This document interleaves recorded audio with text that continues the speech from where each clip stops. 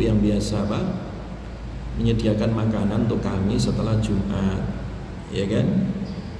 Fa tuqarribu dzalika ta'am ilaina. Kemudian makanan itu dihidangkan, didekatkan untuk kami. Ya. Jadi ini kata sahabat ya, fanal'aquhu wa kunna natamanna yaumal jum'ah li ta'ami hadzalik. Ya biasa kami makan sampai kami kelamutin itu ya, jari-jari kami habis makan itu, dan kami biasa senang kalau setiap Jumat ya kan, kami datang untuk makan siang di rumah ibu-ibu ini. Dari sahabat Ansor ya, apa emak-emak yang biasa menyediakan hidangan untuk khususnya sahabat Muhajirin.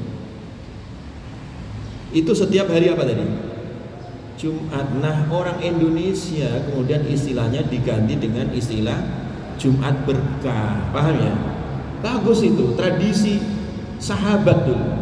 Ya cuman kadang dai-dai yang kurang garam, ya, dai-dai yang kurang baca, dai-dai yang kurang belajar hadisnya itu, apa itu? Jumat berkah nggak ada hadisnya, bid'ah itu. Itu kurang piknik itu ustadznya itu ya. Ada hadisnya ini. Ya. Jadi Jumat berkah itu ada hadisnya. Ya. Jadi kami biasa kalau selepas atau ketika udah bubar dari salat Jumat kami datangin itu. Ya. Ada seorang ibu-ibu yang biasa apa? Menyediakan makan siang, ya kan? Dan kami tidaklah makan kecuali setelah apa tadi? Jumatan. Jelas ya? Jadi ini dalil Jumat apa? Berkah. Ya, dalil Jumat berkah ini ada itu ya. Di dalam kitab Bulughul Maram ini ya. Makanya kalian itu harus ngaji ya. Ngaji itu pakai kitab ya. Kalau ngaji nguping ya, hanya dengar sana dengar sini tuh pemahaman kalian tuh keseret ke sana kemari, nggak jelas itu ya. Ya, untung kalau ustadznya itu paham fikih ya, ustadznya paham hadis. Kalau ustadznya hanya sekedar penceramah, motivator, hanya baca dari buku-buku terjemah, itu kadang banyak menyeret pemahaman. Satu sisi kadang pemahaman disempitkan, dibonsai gitu ya, dibonsai. Ini sekarang ini banyak ustadz-ustadz membonsai makna dakwah. Ustadz hari-hari ini itu banyak nangani kasus-kasus ya, korban gitu ya, dari para ustadz-ustadz yang ceramahnya itu apa, membonsai makna syariah yang harusnya longgar tapi dia sempitkan gitu, atas nama hijrah gitu kan kadang ya, akhirnya dia hijrah semangat ngaji gitu, tetapi di satu sisi bubar rumah tangganya. Nah, ini banyak kasus ini yang Ustaz tangani ini. Bubar pekerjaannya, dia keluar dari pekerjaannya, sibuk ngaji, ya ngaji kerja gitu, akhirnya nggak mau kerja, akhirnya ngaji terus. Emang apa, anak istrimu itu dikasih makan daun gitu ya, harus kerja lagi-lagi. Saya bilang, kenapa harus kan ngaji Ustaz? Iya ngaji kan nggak harus di waktu kerja, sahabat juga kerja ke pasar, kajian ini ikut kajian itu. Akhirnya anaknya karena nggak punya biaya nggak bisa sekolah, nggak bisa mondok ya. Makanya Ustaz sekarang buka penampungan sekarang ini, korban ini yang anaknya keluar dari sekolah karena nggak mampu bayar sekolah, akhirnya dikeluarkan sekolah, nggak mampu bayar pesantren, akhirnya dikeluarkan dari pesantren. Oke, sekarang Ustadz sediakan itu di depan IPB ya, pesantren untuk penampungan tadi ya, orang-orang yang korban rumah tangga, korban atas nama hijrah itu, yang padahal sebenarnya nggak ada yang salah hijrah itu ya. Hijrah itu nggak salah, yang salah itu membonsai makna hijrah ya, disempitkan maknanya itu. Kalau bukan kelompoknya itu sesat. Nah, ini yang bahaya itu banyak memakan korban di tengah-tengah masyarakat. Padahal masalah-masalah fikih itu adalah masalah-masalah luas ya. Masalah longgar ya, jangan dibonsai maknanya sehingga malah menyulitkan masyarakat. Kalau udah sulit akhirnya apa yang terjadi? Rumah tangganya bubar, pendidikannya bubar ya, pekerjaannya bubar ya. Nah itu menyalahgunakan hadis kadang itu ya. Jelas ya. Jadi makanya penting ya belajar fikih, belajar hadis dengan cara yang benar ya pemahamannya, bukan dibonsai pemahamannya, dikerdilkan, disempitkan, dan juga bukan dilonggar-longgarkan sembrono gitu, tidak ya. Memang harus wasatiyah sesuai dengan jalur tengah itu ya. Ya sebagaimana dulu para sahabat memahami hadis, para ulama-ulama fikih memahami hadis ya, sehingga tidak terjebak atau tidak terseret dengan pemahaman-pemahaman yang sempit ya. Terus wa an Jabir radhiyallahu anhu anna Nabiyya sallallahu alaihi wasallam, masih terkait dengan salat Jumat ya, adalah Nabi sallallahu alaihi wasallam, karena adalah Nabi yakhtubu Nabi khutbah qaiman, dalam keadaan berdiri ya. Jadi khutbah itu, khatib itu khutbahnya harus berdiri kalau dia mampu ya. Kalau dia sehat mampu ya berdiri, dia wajib berdiri karena rukun itu termasuk apa? Kewajiban ketika khutbah itu adalah dia harus berdiri ya. Ya. Itu apa tadi? Ketika khutbah itu memang khotib dalam keadaan apa tadi? Berdiri. Fajaat, kemudian datanglah Airun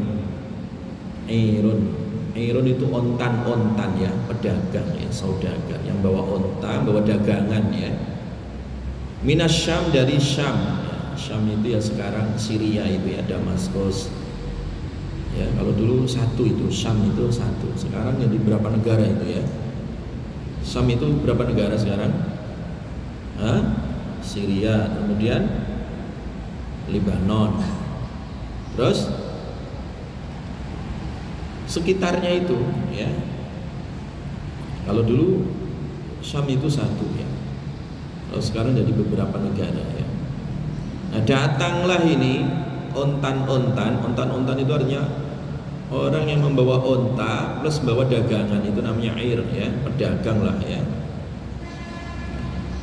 Fanfatala, kemudian bubar ya, buyar ya. Annasu, manusia, ilaiha, ke pedagang tadi, kedagangan tadi itu apa namanya itu, saudagar tadi ya. Ya airun minas Syam ya. Jadi Nabi lagi khutbah, tiba-tiba datang apa tadi? Pedagang ya. Ontan pedagang yang bawa dagangan melalui ontanya itu. Nah di awal-awal Jumatan ya, maksudnya ini di masa-masa awal sahabat masih awal-awal di Madinah itu ya, awal-awal dilakukan Jumatan itu masih awam ya, sahabat itu masih awam, belum mengetahui hukum secara total Jumatan itu ya. Dikira kalau Jumatan itu boleh apa, sambil dagang, sambil jual beli, itu dikira begitu. Sehingga ketika ada pedagang datang ya, mereka buyar itu, mengerumuni apa? Dagangan dari Syam tadi. Hatta, sehingga lam yabqa, tidak tersisa ya, illa kecuali ithna asyara, 12 rajulan, laki-laki ya. Ya. Jadi hanya tinggal 12 saja yang masih tinggal di situ, yang lainnya buyar ya. Ngerumunin apa tadi? Pedagang ya. Jelas ya. Ini di awal-awal ya, kemudian apa? Kemudian ketika setelah diingatkan oleh Nabi Sallallahu Alaihi Wasallam, ya, itu baru mereka menyadarinya ya. Jelas ya. Jadi itu di awal-awal ketika sahabat apa? Berada di apa? Di Madinah.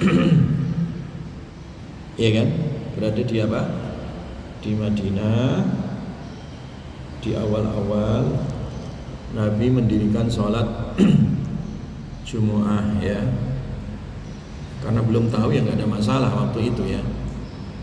Tapi kemudian ditegur ya oleh Allah Subhanahu wa taala ya. Ya ayyuhalladzina amanu idza nudiya lis-salati min yaumil jumu'ati fas'au ila dzikrillahi wa dzarul bai'. Dzalikum khairul lakum in kuntum ta'lamun. Orang yang beriman, kalau kalian dipanggil Jumatan ya Jumatan gitu. Segera fas'au, segera lari ila dzikrillah, menuju zikir kepada Allah. Wa dzarul bai', tinggalkan itu dagangan tuh tinggalin dulu. Jangan sibuk dagang ya. Jadi ini namanya proses pendidikan ya. Sahabat itu juga manusia gitu. Proses pendidikan di awal-awal mereka belum tahu Jumatan, kemudian tiba-tiba bubar, Nabi masih khutbah, mereka udah bubar gitu, ngerumunin pedagang dari Syam. Nah kemudian ditegurlah ya oleh ayat ini. Kalau Jumatan ya kalian tinggalin itu dagang, nggak usah dagang dulu ya. Baru kalau udah selesai Jumatan boleh dagang. Fa idza qudiyatis shalatu fantashiru fil ardi wabtaghu min fadlillah. Kalau udah selesai Jumatan ya silakan monggo dagang sana ya. Nah ini teguran sebenarnya ayat ini ya. Pendidikan. Makanya pendidikan itu adalah proses tadi ya, proses yang asalnya tidak tahu menjadi tahu. Sahabat dulu asalnya nggak tahu itu. Ya kalau Jumatan tuh nggak boleh dagang. Setelah turun ayat ini mereka baru tahu. Ya besoknya lagi ya diulangin gitu. Itu namanya proses pendidikan. Jelas ya? Misalkan santri baru datang ke pengajian, ustadz masih ngantuk. Nah dimaklumi pertama. Tapi kalau besok ya, besoknya lagi ngaji masih ngantuk, nah itu berarti tidak berlaku fungsi pendidikannya. Pendidikan itu harus ada perubahan ya. Transformasi nilai, perubahan. Yang asalnya ngantuk ngajinya, kemudian apa? Besok melek, seger, semangat. Itu berarti terdidik kalian. Tapi kalau setiap kali ngaji ngantuk, setiap kali ngantuk, sampai semester 8 ngantuk terus, nah itu berarti belum berlaku proses pendidikan. Jadi pendidikan itu dari asalnya tidak tahu menjadi tahu, yang asalnya malas menjadi semangat, yang asalnya ngantukan ya jadi fresh gitu ya, semangat gitu. Nah itu berarti ada proses apa? Pendidikan. Jelas ya? Baik. Tapi hadis ini jangan dipakai untuk mencela sahabat. Ingat ya. Oh sahabat aja keluyuran waktu Jumatan ngerumunin pedagang dari Syam. Jangan begitu. Jangan seperti Jalaluddin Rahmat ya. Jalaluddin Rahmat itu orang Syiah, udah mati orangnya ya. Tapi buku-bukunya masih ada. Di salah satu tulisan Jalaluddin Rahmat itu, karena akidah Syiah itu salah satu rukunnya adalah mencela sahabat. Dia gunakan hadis ini untuk mencela sahabat. Nah, Jalaluddin Rahmat mengatakan bahwa sahabat itu nggak kredibel. Ya buktinya ngawur. Jumatan aja bubar, Nabi ditinggalkan berdiri, malah ngerumunin pedagang dari Syam. Nggak boleh begitu. Ini karena memang Jalaluddin Rahmat ini orangnya Syiah dan dia memang udah benci sahabat. Akhirnya ketika ada hadis seperti ini langsung dipakai justifikasi untuk nyerang sahabat. Nggak boleh begitu ya, paham ya? Ini banyak ini menyalahgunakan hadis ini ya, makanya Ustadz luruskan maksud dari hadis ini ketika Nabi sedang khutbah berdiri ya kan, kemudian para sahabat bubar tadi gara-gara kerumunin apa pedagang dari mana tadi? Syam. Itu di awal-awal apa? Hijrah ya, di awal-awal apa? Hijrah, di awal-awal Jumatan ya. Di awal-awal Jumatan itu diadakan oleh Nabi. Ya proses lah. Ini namanya pendidikan itu proses ya. Ya, jelas ya. Jadi memang tersisa hanya 12 orang di situ ya. Nah, kemudian ditegur ya. Di dalam surat Al-Jumu'ah itu ditegur oleh Allah ya. Wa idza ra'au tijaratan aw lahwan faddu ilaiha wa tarakuka qa'imah. Qul ma 'indallahi khairum minal lahwi wa minat tijarah. Muhammad nasihatin. ke sahabat-sahabatmu itu yang bubar tadi, milih ngerumunin pedagang dari apa? Syam, ya. Qul ma indallahi khairum minal lahwi wa minat tijarah, ya. Katakan wahai Muhammad bahwa di sisi Allah, pahala di sisi Allah itu lebih baik daripada lalai dan dagang tadi, ya kan? Allahu khairur raziqin, Allah itu maha terbaik dalam memberikan rezeki. Jadi urusan perut, urusan makan, urusan rezeki itu Allah, iya kan? Rezekinya lebih baik daripada pedagang dari Syam tadi itu. Ini juga dalil ya Pak ya. Kalau pas Jumatan itu jangan diganggu, ya. Ini karena nggak tahu ya, dari sahabat yang dari pedagang dari Syam ini juga nggak tahu, namanya awal-awal Islam dia ngerti hijrah ke Madinah karena dia nggak tahu ya, dagang dijajakan ya, padahal Nabi lagi Jumatan gitu ya. Ini dalil bahwa nggak boleh juga ketika proses Jumatan itu berlangsung jangan ribut kalian ya. Makanya sekali ngomong itu batal itu pahala Jumatannya, nggak boleh, harus silent semua.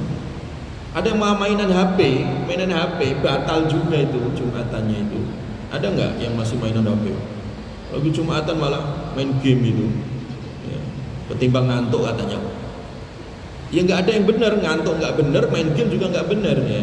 Yang benar adalah nyimak, ya, ansitu itu artinya nyimak, insat, telinganya dipasang, matanya dipasang, hatinya dipasang, nyimak khotibnya gitu ya. Jadi jangan mainan HP, batal itu ya. Ustaz ingatkan ini ya, batal orang yang lagi khutbah kemudian dia mainan game itu batal itu ya, batal Jumatnya ya kan. Kalau ngantuk gimana Ustaz? Ngantuk ngurangi pahala itu ya, ngantuk. Jadi Jumatan ngantuk ketika ibadallah ya baru melek, kedandapan gitu ya, jadi baru melek. Nah, itu nggak benar juga ya. Jadi dihindari hal-hal yang nggak benar yang itu mengurangi atau membatalkan pahala pada tadi Jumatan. Jelas ya? Ini masih berseri ini ya, bab ini insyaallah kita lanjutkan pada pertemuan berikutnya ya.